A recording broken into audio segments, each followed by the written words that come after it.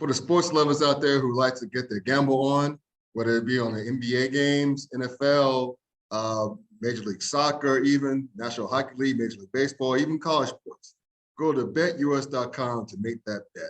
If you use the promo code TKT for the Klown Times, you get up to 125% of the sign-up bonus, which is up to $2,500. Another perk you can see, you can bet on the go, which means you can bet anytime, anywhere on your mobile device. You get fast payouts, so you can get your payouts immediately every single time. Do not have to wait. And you can do live betting when you can bet during the game, whether it's early or the best lines, you can do it all. So anyway, please sign up for BetUs.com. Use the promo code TKT for the Klown Times. You'll be able to do so right. Check out BetUs.com, where the game begins. Welcome to this week's edition of the Klown Hour Podcast. I'm Scott Burks. I was off last week because I was vacationing in the Ozark Mountains in Missouri at Big Cedar Lodge. And I tell you, it was spontaneous, as in my wife suggested it, and we went there. I was nervous because there's not many of us out there. I'll just come out and say that. But the people were nice. The people at the lodge were nice. The people in the restaurants were nice, and the locals were very nice too. So it's all about opening one's mind. So I'm guilty of that, and I'm glad I have my mind open. But that's neither here nor there. So you're smart enough to listen to your wife. Yes, exactly. Happy wife, happy life. Not only that, but it goes to show you that, again, my people's wives are usually smarter than the husbands. And that's definitely in my case. But I'm glad that I learned that lesson. And, so I implore anybody,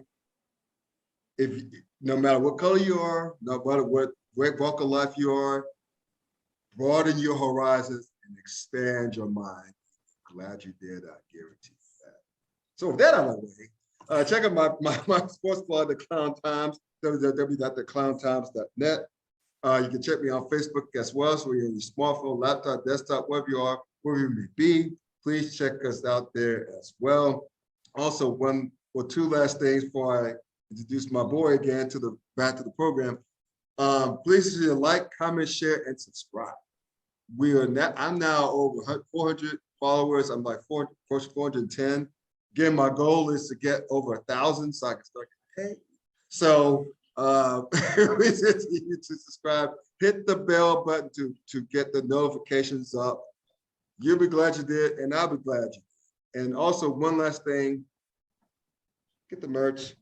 You know the deal. CraftPaperPress.com, thank you.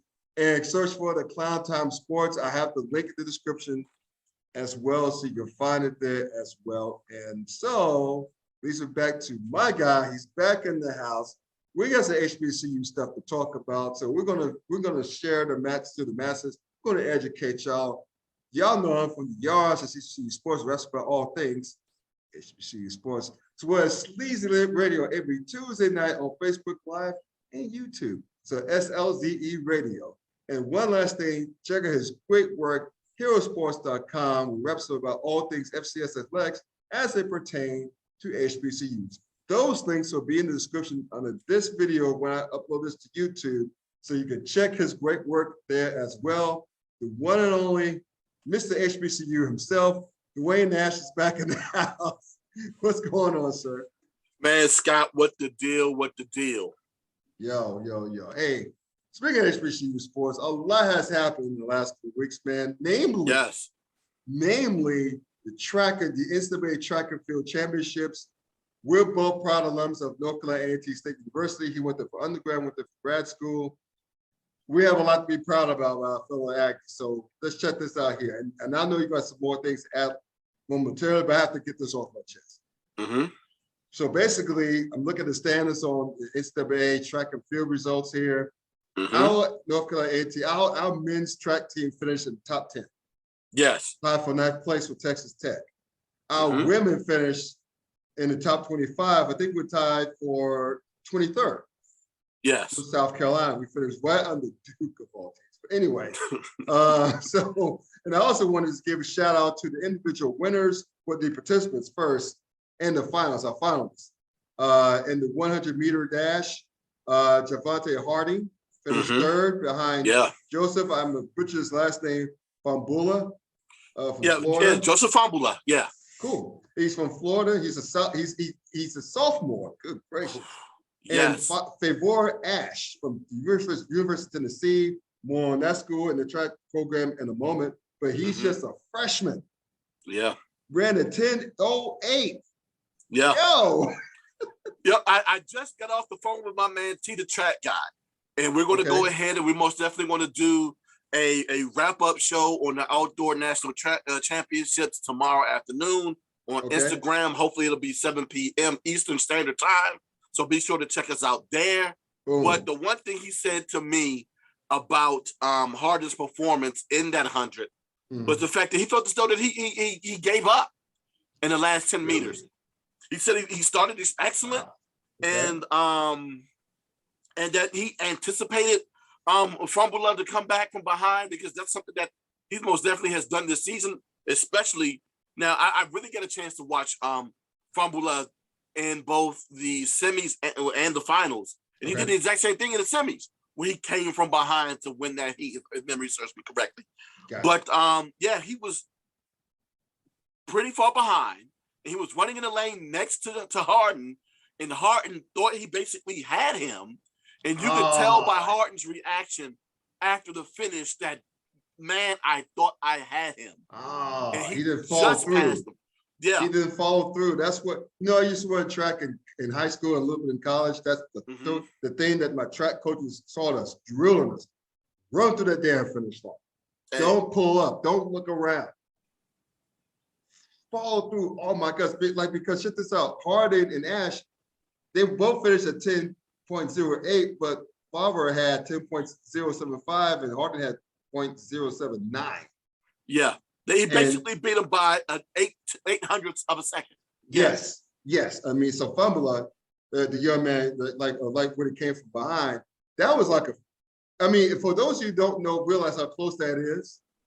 Like a 0.1 seconds, a tenth of a second may seem to be a bit of a difference, but to finish within hundredths of a second from each other, that was a tight finish. Yeah, it was. And I hate to see Harden you lose it that way, but that's why they tell you, that's why they teach you, run through the damn finish line. Do not pull up, do not look around, run through that shit. Run through it. To quote Chris Rock. Okay. Not Chris Rock, I'm sorry, Chris Webber. Okay. Run through the tape. There you go. In life, run through the tape. If you've never seen that video, go to YouTube, check it out. Chris Rock, especially Chris Webber, the 100-meter dash that he runs against the other members of the NBA on TNT cast, where Kenny Smith believes that he won that race, but Chris comes from behind to win because, of course, Kenny lets up in the last 10 meters. But yeah, in life, run through the tape. And that was something, according to T. I don't know. I'm not going to speak for Javon. I would love to hear what Javon's explanation of what happened in that race. But yeah, it looked to me at the end of that race, though, that he thought he had him and didn't. But God, 800th of a second. That's that, dude. People don't understand how quick that is. Yes. That this close to becoming a champion. Yeah. NCAA champion in the 100, to be the heavily favored young man in public. But anyway, the better news is in the 400 meters, your boy Randolph Ross, he did it again. Yeah. Finished first in like 100. He beat another Gator, champion Allison. That's a hell of a name for a young man in track and field. But anyway, he finished above that young man and also Elijah Godwin from the University of Georgia. All top three finishers were juniors. Yeah, Elijah Godwin, another Olympian, if memory serves me correctly. Right. A monster too, in everything that he does. Now, like you said, back-to-back championships for Randolph Ross, who of course won the 400 last year. I forget what the date was, but it's been a minute since there's been a back-to-back champion in a track event at the Nationals. So, congratulations for Randolph in doing that. It's funny. Now, help me out, Scott. You actually had the time in front of you. Randolph ran like a 44:36 or 44:38. What did he run exactly? 44:13. 44-13. When asked about his time, he said it was horrible. He said it was horrible. And if you look at it, it's what are those two sets of letters next to his time? It's a CL and a PB next to it, or the SB? SB and CL. SB and CL. That means season best and collegiate lead. So that means he ran the best time in the NCAAs this year for outdoor 400, and he said he ran horribly. Mind you, though, of course, for those of us that know Randolph and has watched his career grow, he's most definitely run 43s before. So for him to run a 44, of course, is a little bit sluggish for him, but he was still capable of not only just winning that race, but setting the collegiate lead and running his best time of the year this year. Insane. And he said it was still horrible. Well, I'll say this, the record at the NCAA championship, track for championship, is held by one Michael Norman. Like he ran it the facility record was this year at 43.6, and his college best was 43.61 4 years ago. I think it's a senior, but at least I think he has to be senior because his facility best was earlier this year, actually last month. So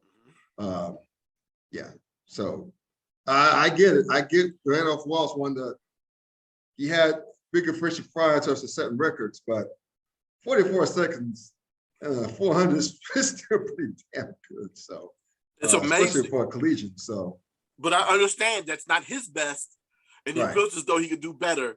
So I'm not going to begrudge the man for wanting to do better. But this is the question that a lot of us that follow HBCU track and field have. Of course, with Duane Ross, who had his press conference today in Knoxville, announcing himself as the new head coach there.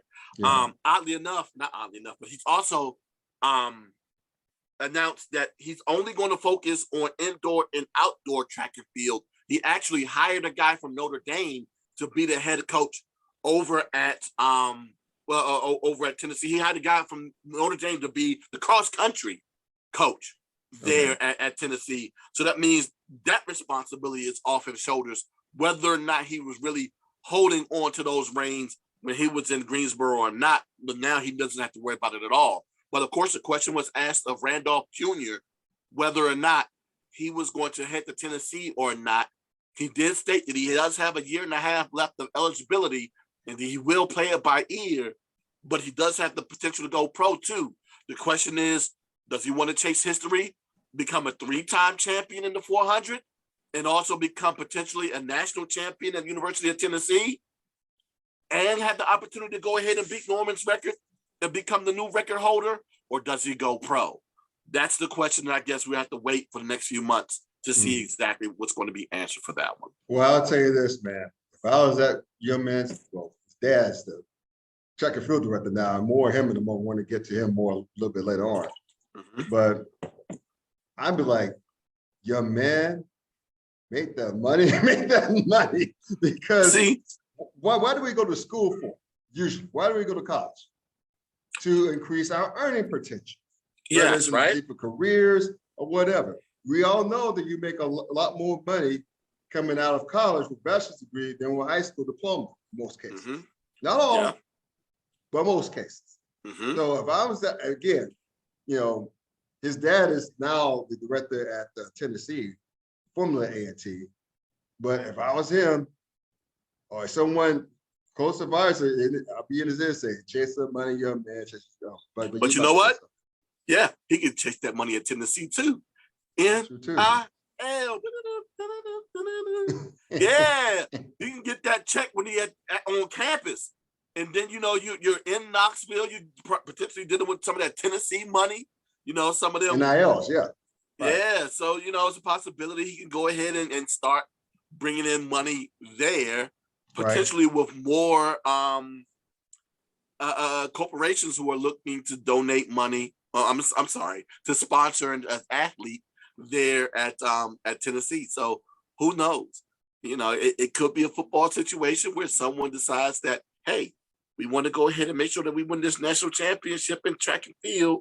Who's going to help us out? Somebody might make a Nick Saban type statement in private and say that, hey, we need to go ahead and make this move. Go ahead and get this Olympian here in Knoxville. Wouldn't that be wonderful to have an Olympian come run for us here in Knoxville, Tennessee, and have him sponsored by a company?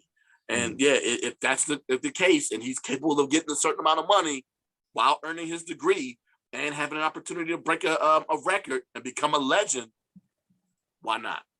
Why not? And let's just, I want to circle back to that momentarily because I got a question for you, young man. Okay. So I'm gonna circle back to you momentarily on that. But just to close things out with the relays and the women's events, the A&T and they both qualified, participated in both the 4x1 and the 4x4 100-meter relays finals, both placing 8th in the 4x1 and in the 4x4. In the 4x4, yeah. But hey, they got to the finals, and in that crowded field, it's pretty damn good. It's wonderful. But the thing is, of course, that those teams are most definitely a shell of themselves from what they were, not just what we saw from them last year in Oregon, but it's a shell of what we saw from them in the indoor track and field championships this past February and March. So yeah, to see that happen, God, man, you're a Tribe Called Quest fan, right? I am. Yes. Watching the men's track and field team this year was like listening to the Love Movement. The worst album. I mean, I might say that it's actually Beats, Rhymes, and Life if you want to compare head to head on which one is worse. Then it could be worse than that. I mean, I actually like. I like them both, but it's. I didn't like Love. I didn't like Beat, Rhymes, and Life. I didn't like that. I mean, I like maybe one or two songs from that album, but as a body of work, no, they most definitely don't stand up to their first 3 albums or buy it. But with Love Movement, we knew that was going to be their last album. This is what we want to get. Hey, take it or leave it. We had no other choice but to enjoy it for what it is. There's a couple of bangers in there and one super hit like Randolph winning the national championship and everyone else. And of course, Javante coming in third, but everyone else is giving us the best they can, man. And unfortunately, it was nowhere near to what they gave us the prior season. Right. But I will say this is the second season in a row that they gave us a top 10 finish. So I'm most definitely proud of the individuals that did go to Eugene to compete and to go ahead and give us enough points to go ahead and make that feat as well. And I'm also proud of the other athletes as well from the other institutions. My man, God, you had athletes from Coppin. You had a young lady from Florida A&M that did the high jump. You had, what is her name? I'm looking. Sophia John, a sophomore from Arkansas Pine Bluff that had a 10th place finish and actually had a personal best 5,626 points in the heptathlon. Oh, wow. Yeah, cool. So congratulations. I didn't realize that. I overlooked that. Exactly. Yeah, so congratulations.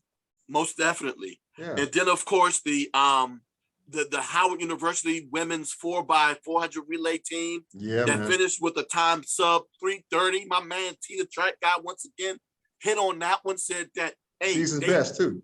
Season best. He said that they may not win, they might not place, but they're going to do something that another D1 HBCU has never done before, which is run a sub 3:30, which they did. Shout out to T, the track guy, for pointing that out. That's why he's my expert. He's the one that's on point with his predictions, and he's on a majority of the time with his picks. But Jessica Wright also in the women's 400-meter hurdle came in 9th.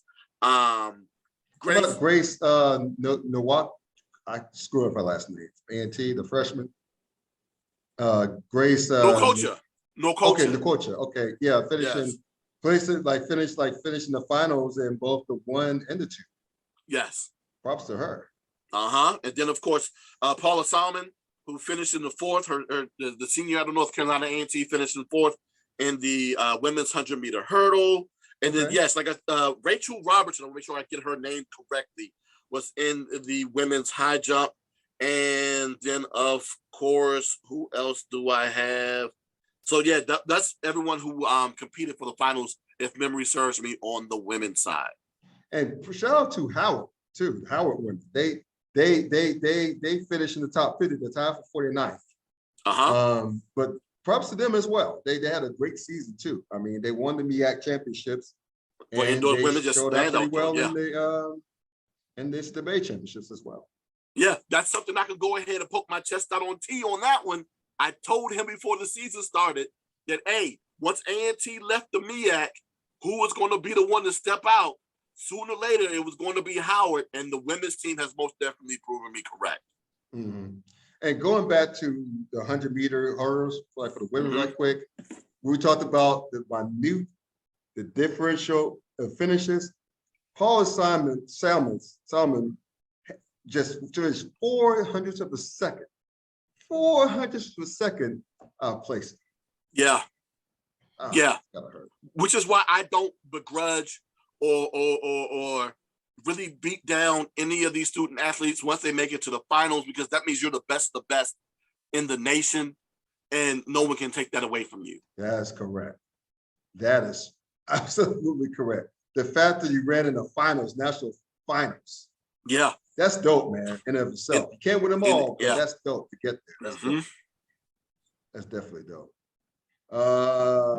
Yeah. So going back to what I posed, we talked about a little bit earlier regarding Duane Ross's dad taking the job at the University of Tennessee. Now, this is not the head coach. This is the director of track and field. Is that correct? Yes, sir.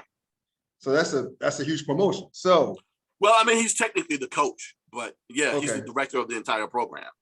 Okay, so at A&T, he was a coach at A&T though, right? No, he was the director there too. He was director there as well. Okay, my bad. Yeah. So, I guess same job, but the same responsibilities, but of course more money. God, in essence, even though talking to my man T, the track guy, when you get most track and field coaches, most of them focus on indoor and outdoor, and they have one of their assistants focus on cross country.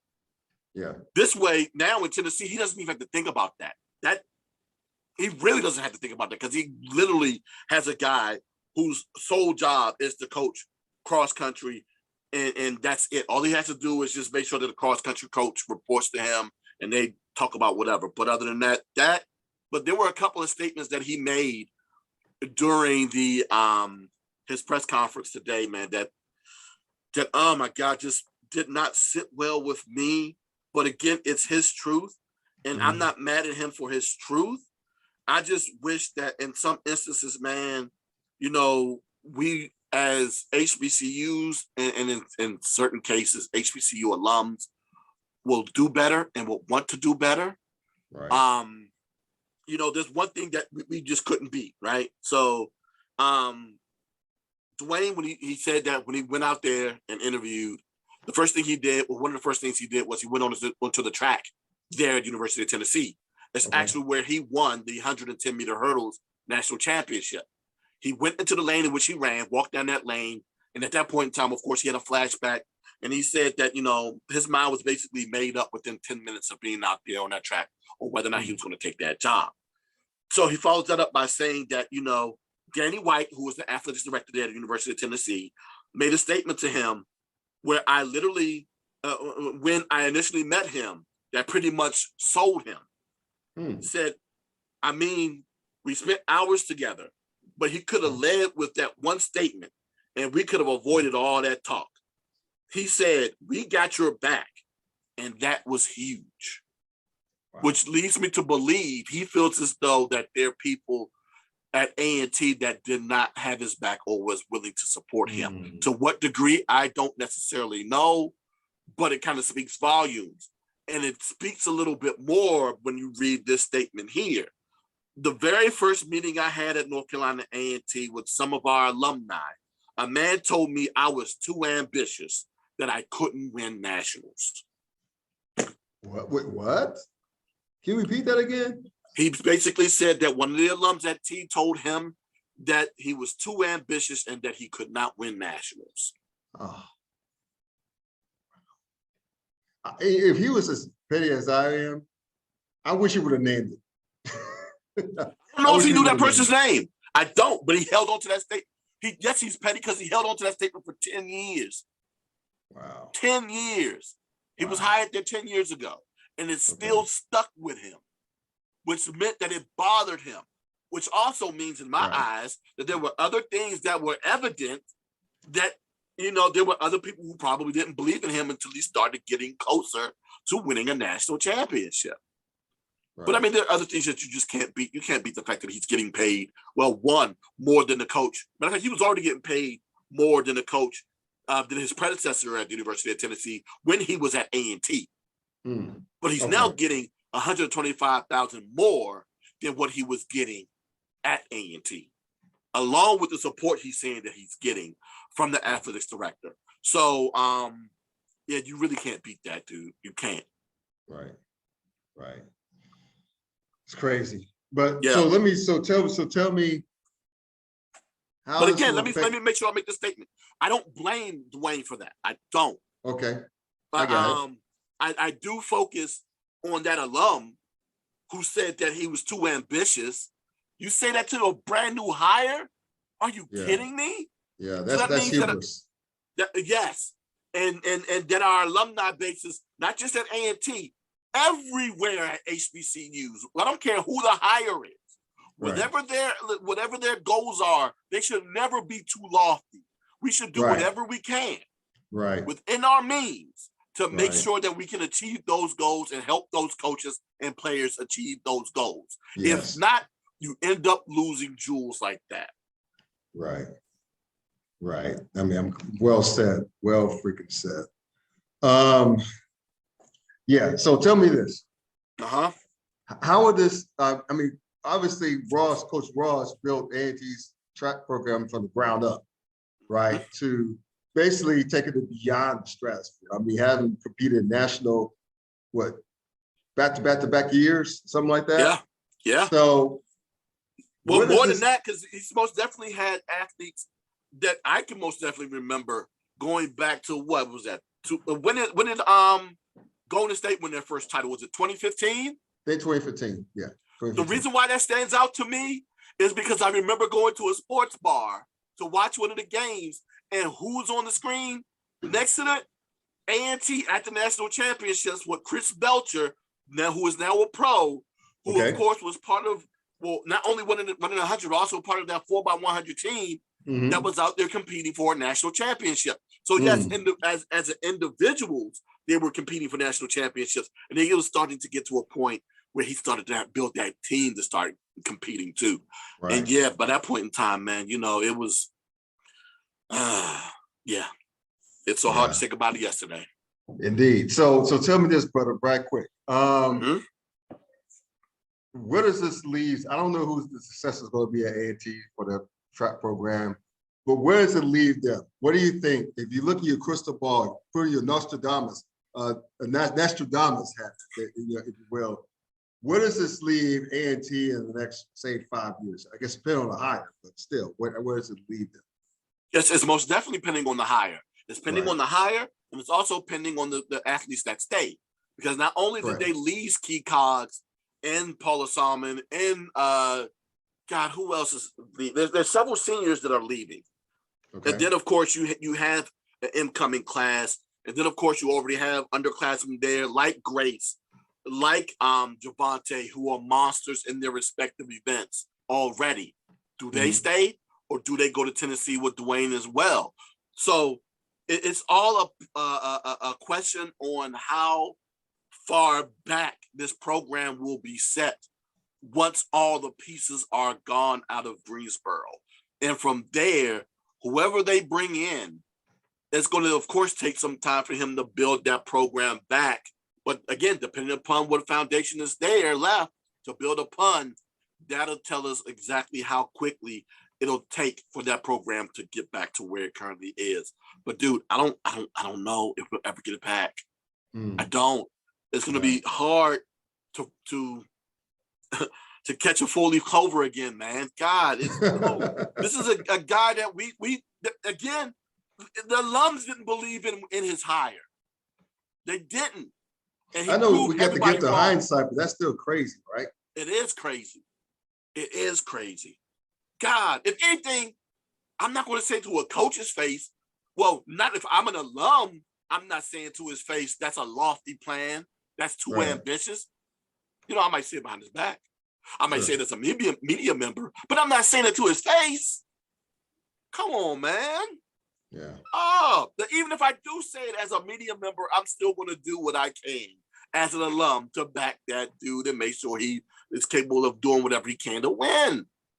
Right. Oh my God. It's crazy, man. But again, I know that A&T is not the only culprit in doing this.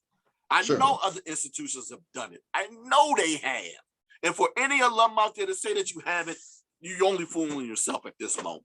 So I want us as an alumni base to get better at that, to never say that anyone's dreams are too lofty. Yeah. Yeah. Well said, brother. Well said. Right quick, I want to touch upon, despite, in the district track and field, football is right around the corner, college football is right around the corner. This news today that, I think it's today, that the Bayou Classic, Grambling, Southern, has been moved from 4 p.m. to 1 p.m. So it's pretty much at that prime spot at 4 p.m. because even to the point where, most Power Fives on Saturday afternoons are like having games at noon. They prefer 3:30 at the earliest.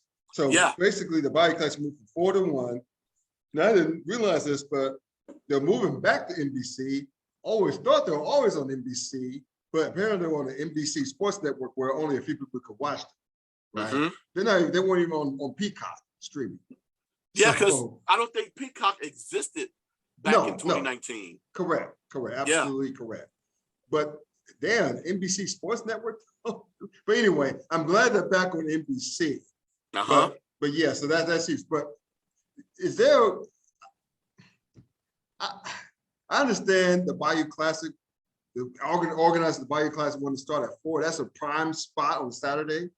That is definitely true. Especially, I think that's going to be. That's like Thanksgiving weekend, right? Yes, it's Thanksgiving Saturday. Yeah. Yeah. So that's out of that prime spot. But anyway, I don't know if it's going to hurt them so much. Again, I know they want to be in the 4 p.m. slot instead of 1 p.m. slot. But at least it's back on NBC. I mean, that's all I have to say about it. At least they're back on NBC.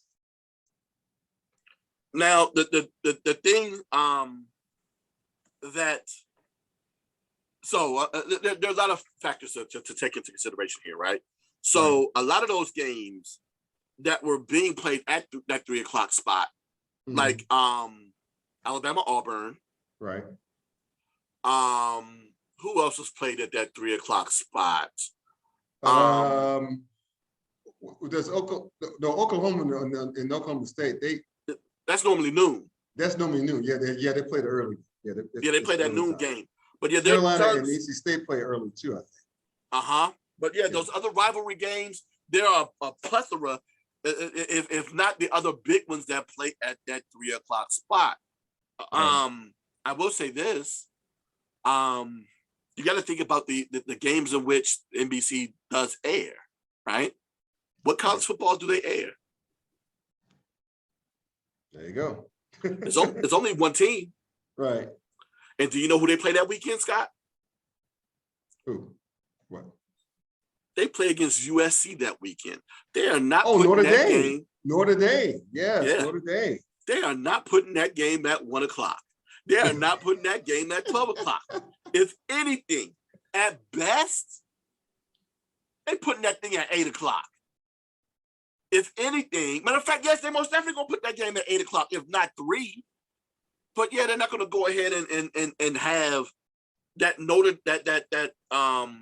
Bayou Classic and then lead into that. No, they want to go ahead and have that as flexible as possible, if not a 3 o'clock matchup, to go against that SEC game to probably have that prime time at 8 o'clock. But as of right now, it's currently listed as to be determined.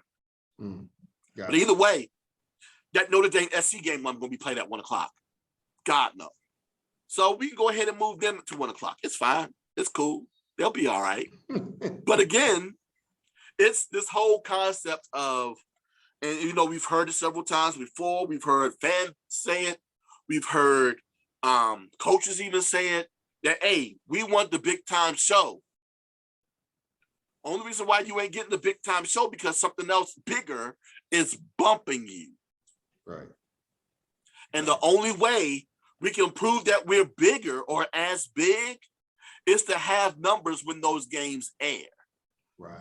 So for everyone complaining about Jackson State and Florida A&M being on ESPN2, while the U.S. Open, some tennis tournament, the U.S. Open is being played on ESPN.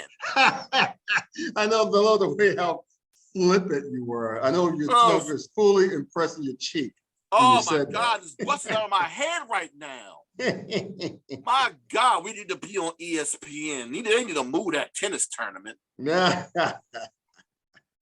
want them to move that tennis tournament? The U.S. Open anyway. Who watches this U.S. Open anyway? We gotta be more sensible in our expectations. Yeah, but anyway, yeah. Well, if you want me to be less sensible, give me a reason. Like Luther Vandross, give me a reason. Show me the numbers to make it so that I got no other choice but to put you on ESPN on that day.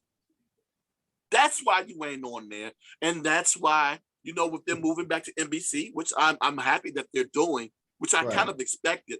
You know, I was trying to figure out what they were going to do because there was a lot of conversation back in 2021 when the announcement was made that they were going to get rid of NBC Sports Network, they were going to do with the game. Right. You know, were they going to move it to Peacock? Were they going to move it to NBC? What is their contract situation? Blah, blah, blah. Right. Speaking of, let me go ahead and shout out my man Scott of Off Scripts. You know, if you haven't checked out his show, most definitely go do so. He actually breaks down the entire Bayou Classic contract on one of his episodes on YouTube. Most definitely go check that out. Speaking of that contract between the organizers of that game and Grambling and Southern goes on with NBC to 2024. Okay. So, yeah, you know, they at least had to that point in time to figure out exactly what they're going to do with the game and where it's going to be aired. But as of right now, I don't know what the future lies with the timing in the game. But, yeah, with Notre Dame playing USC that same weekend, yeah, that game getting bumped. It's a no-brainer, dude. Right. Again, we prove otherwise. Right. That's what we got to show up and show out. Yeah. Oh, yeah. Speaking of college football, too, you see that video of Coach Hue Jackson. I don't know what the hell he was doing. I don't know. He was trying to do the shimmy. I don't know what he was doing, but it was dope. It was dope. He was getting in with his players. Yes. They're doing a lift day. And one thing I didn't notice. That's a better looking weight room. Now I remember that whole fight with the weight room being just in dilapidated condition. Was it 2014? 2013, 9 years ago. 2013, okay, just off by 1 year. And what you were sad was the players protested against the athletics department. Look how far they've come, right? But anyway, I'm glad to see that they really did the great job in upgrading their weight room, their facilities. I'm just glad to see that. I don't know if it's money coming from ESPN, I don't know if it's money from the loves, but either way, it's an investment. Yeah. That's what I've been crying about for the last I don't know how long, why HBCUs to reinvest in the athletics department. You don't have to compete with Alabama. No one's asking you to do that. No one's asking you to compete with Auburn, Clemson, NC State, Carolina, USC, UCLA. No one's asking for that. Ohio State, no one's asking for that. Just invest. Show that you care. Yeah. Show that you care. You shouldn't be, I'm about to go on my soapbox here. You shouldn't be losing out young athletes to North Dakota State.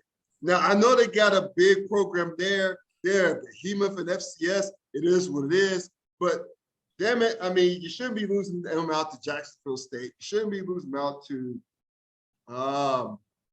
Richmond. You shouldn't be losing them out to, and I know this, again, this program is a behemoth, Stephen F. Austin. You shouldn't be losing out to those schools. Northwestern State, you should be keeping those boys home. And how you do that is by showing that you invested in the program. It's not really hard. Just invest, just show you give a damn. Just invest in your program. Everybody else does it. Of course, right? And that's the thing, right? And, you said it, and I always piggyback off of that because I most definitely say it again. There are only about 40 schools in the nation that can compete with the likes of the Notre Dames, the Alabamas, the Floridas, and that's the other schools within the Power 5 conference. Correct. Not even all the schools in the Power 5 can compete with the other schools in the Power 5. That is correct. That is exact. See Rutgers.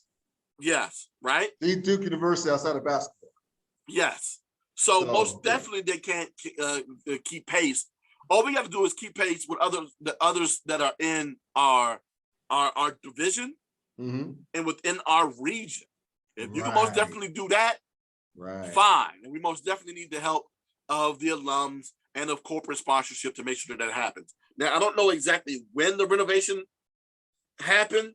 Wow, looks like the new locker room was done in looks like, no, that's Louisiana. Yeah.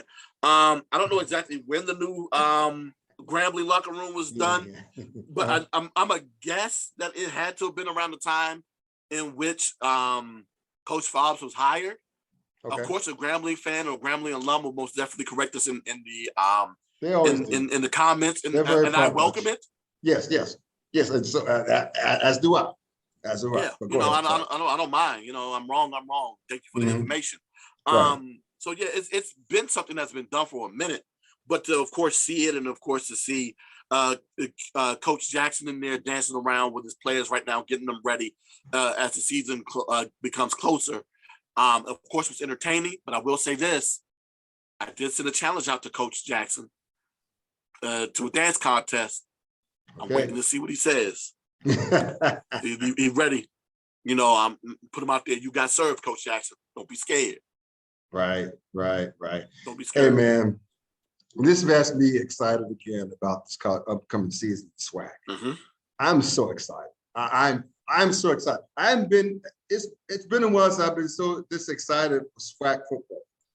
I know they have the traditions, everything else. I know they still can't beat the MEAC and the Celebration Bowl. That's not a hidden.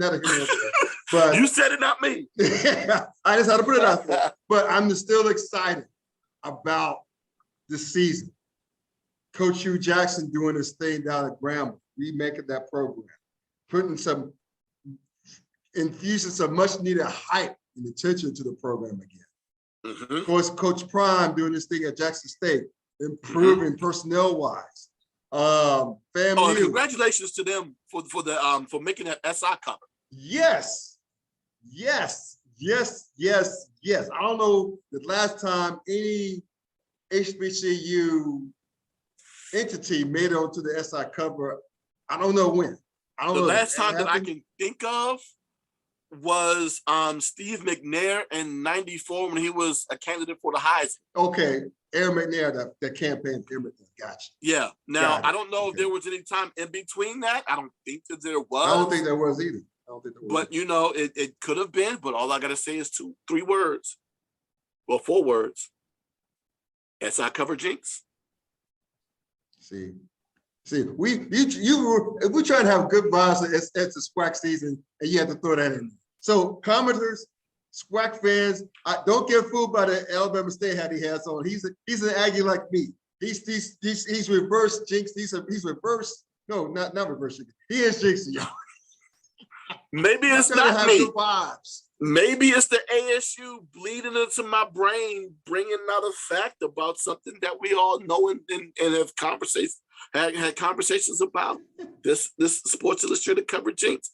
Is there one? That's the thing, Well, maybe that's not to FAMU's ears because they can win a division and overtake Jackson State. They gave them the first game of the season, the Florida Classic. So yeah. It's all good there. And what else? Yeah, Southern Improvements at Southern, Prairie View, beautiful facilities, beautiful football stadium. I still am tripping over the football stadium. We know it's been renovated the last few seasons, but it's still beautiful. It's still a beautiful stadium. And props to FAMU too for renovating their stadium, Bragg Stadium. Yeah. It's supposed to be finished in entirety next year, I think. I know they're working on it right now. I think they added more seats. Wow. Okay. And adding more. I think I want to say more. I don't want to say luxury boxes, but yeah, like a dual press box. I think I need to look at the website again. But they're making some ambitious improvements.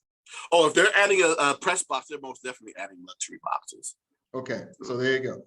I mean, I tripped out when they installed field turf in Florida of all places. But still, the fact is that again, invest in the program.